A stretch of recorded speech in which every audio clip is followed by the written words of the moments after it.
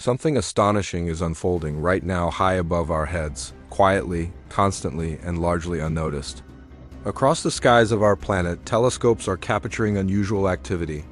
Astronomers and research centers from North America to Europe to Asia are monitoring something they didn't anticipate. Observatories that usually report predictable celestial patterns are suddenly tracking a phenomenon no one saw coming. And yet, despite the magnitude of what they are witnessing, despite how unusual this event truly is, the major news outlets barely whisper a word about it. A fresh cluster of meteors has emerged. Not a seasonal shower, not part of a long-known cycle. This is a brand new formation, a concentration of cosmic debris that wasn't on any scientist's map, wasn't on any predictive chart, and wasn't supposed to be here. It arrived abruptly, almost as if it materialized inside our own cosmic neighborhood without warning.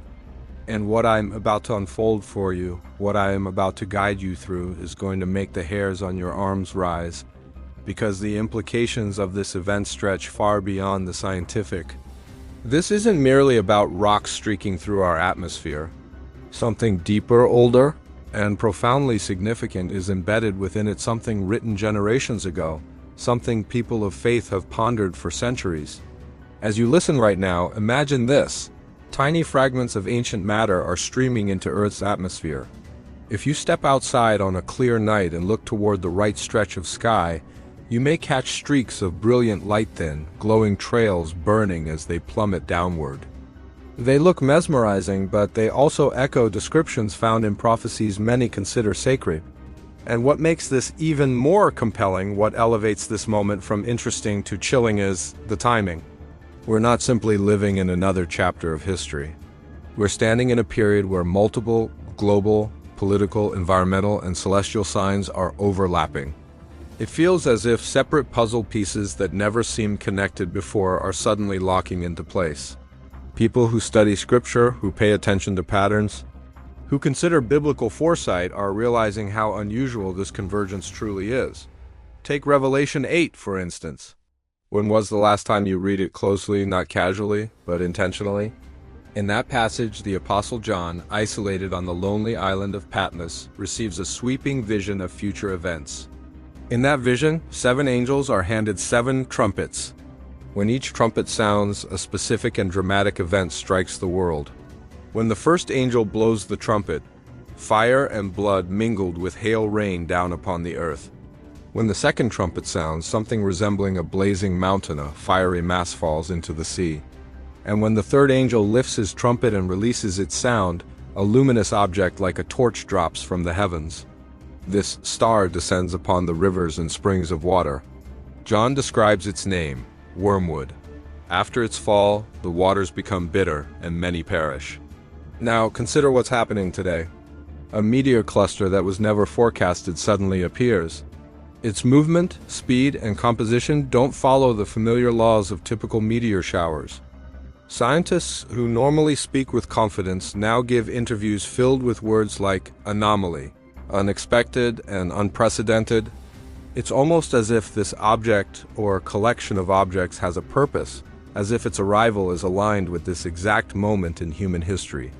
And yet, while scientists examine trajectory and density, while researchers debate origin theories, mainstream voices ignore the spiritual dimension entirely. They see data, but they miss meaning. They see particles, but they dismiss prophecy. The disconnect is striking. Throughout the entire span of human civilization, the heavens have served as a kind of cosmic messaging system. The star that accompanied the birth of Jesus wasn't just a bright light, it was a divine announcement. Darkness that covered the skies during the crucifixion wasn't random atmospheric behavior. It was a supernatural sign tied to a pivotal spiritual moment. From ancient times to now, celestial events often accompany major divine actions. And so here we are in a generation witnessing global shakings across societies, moral structures, governments, the environment, and geopolitics, and now the sky joins the list. This is why the moment matters. This is why your attention is indispensable. Because these aren't isolated incidents. They're part of a sequence that was written long before any of us were born. Now, let's examine Revelation 8:10-11 carefully. It says that a star described as burning like a torch falls upon freshwater sources. Notice something crucial: the prophecy does not mention oceans. It doesn't describe seas or large bodies of salt water. It specifically targets rivers and springs. Thousands of years ago, that detail would have seemed strange, almost oddly specific. And yet now, with modern science, we know that certain meteors carry chemical elements that could easily contaminate freshwater reserves. Researchers have discovered that when certain types of space debris evaporate or break apart, they release compounds capable of altering water chemistry, heavy metals, toxic particulates, harmful minerals. In ancient Greek, the word used for star is aster, a term applied broadly to anything luminous falling from the heavens. Meteors, comets, fragments of asteroids, all of them fell under the same vocabulary. When John described something falling like a torch, he was describing in his cultural language the modern concept of a meteor impact.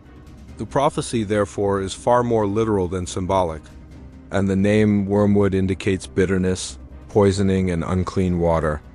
If this doesn't give you chills, consider this. Meteor scientists have recently discovered clusters that contain cobalt, arsenic, and other metals that could absolutely taint water sources if dispersed widely. John could not have known that. Yet the Creator who governs the laws of physics knew. But let's expand even further. The prophet Joel, writing centuries before the birth of Christ, said, "I will show wonders in the heavens, and on the earth blood, fire, and columns of smoke." Again, cosmic events paired with earthly upheaval. Jesus himself reinforced this in Luke 21 when he warned of future signs in the sun, moon, and stars paired with worldwide anxiety and confusion. Notice the pattern: multiple voices across different eras echoing the same theme. This is consistency, not coincidence. Now let's address something vital. Biblical prophecy often unfolds in layers. Some events occur as foreshadows. Others serve as warnings. Some prophecies have partial fulfillments in one era and complete fulfillments in another. So could the meteor cluster we're witnessing today be one of these precursors, a sign, designed to alert those paying attention? It would align with God's character. The scriptures repeatedly show that major acts of divine intervention are preceded by signs meant to awaken people. Noah warned before the flood. Prophets warned before judgments. Jesus warned before Jerusalem's fall. Divine mercy always comes before divine movement. So what if this cluster is a wake-up call? What if this is a nudge from the heavens, urging humanity to look upward rather than inward, to consider that history is not random and that prophecy is not myth? Ancient Jewish tradition adds another profound layer. Rabbis taught that unusual heavenly events were messages from the King of the universe. When something rare occurred in the stars or sky, it wasn't brushed aside, it was pondered, prayed about, interpreted. People of earlier eras had more spiritual sensitivity than many do today. They didn't assume the cosmos ran independently of God's voice. They understood that the heavens declare His glory and that uncommon celestial events often carried purpose. And now, once again, we find ourselves living in a time where the sky is speaking, but fewer people are listening. If your heart is stirring as you hear this, if something inside you senses that what's happening is meaningful, then you're among those who aren't asleep. You're aware. You're awake to the times we are living in. We also cannot forget the past. In the early 1800s, Americans witnessed one of the most dramatic meteor events recorded in history. In November 1833, thousands of meteors rained from the sky in what looked like a true celestial cascade. People were terrified. Many thought the world was ending. Churches filled instantly. Families dropped to their knees. It was so extraordinary that the event made its way into countless journals and sermons. And what scripture did many quote? Revelation 6:30, "And the stars of heaven fell to the earth." And here we are now witnessing another strange cosmic display. History, scripture, science, current events, all of them aligning. All of them pointing toward something significant, something unfolding right above us, something the world should not ignore.